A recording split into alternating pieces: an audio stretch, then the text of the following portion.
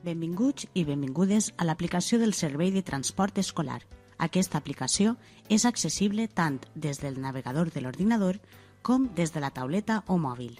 Primerament, per accedir, caldrà posar a la barra del navegador l'adreça de l'aplicació bus.lacomarcal.com. També podreu trobar l'accés directe des de la web de la nostra escola. Hola! En aquest tutorial coneixerem com consultar la informació de transport associada als vostres fills i filles. En la pantalla d'inici trobarem tant a la part esquerra com en el centre informació de la ruta i parada que ha utilitzat al matí i la que utilitza de tornada si accedim a l'aplicació a partir del migdia. Si volem conèixer informació referent a les rutes de transport, podrem accedir des de dos punts. Des de l'enllaç anomenat Veure rutes o en la icona de l'autobús que apareix en la barra de ferramentes. Ací trobarem el llistat de totes les rutes d'autobús, tant del matí com de la vesprada.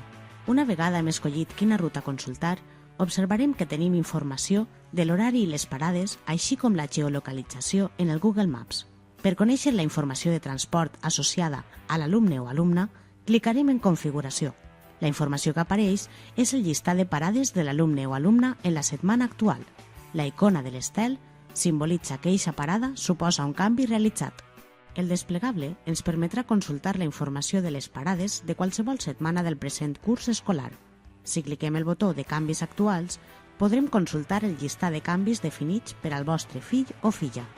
L'opció de mostrar o ocultar canvis obsolets ens permetrà visualitzar aquells canvis que s'han realitzat i que ja no estan vigents.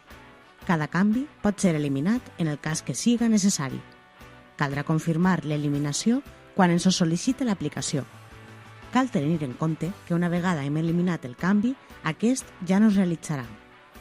Mentre estem en la pantalla de configuració, ens apareix l'opció de sol·licitar un canvi per a un alumne o alumna, acció que explicarem en el següent tutorial.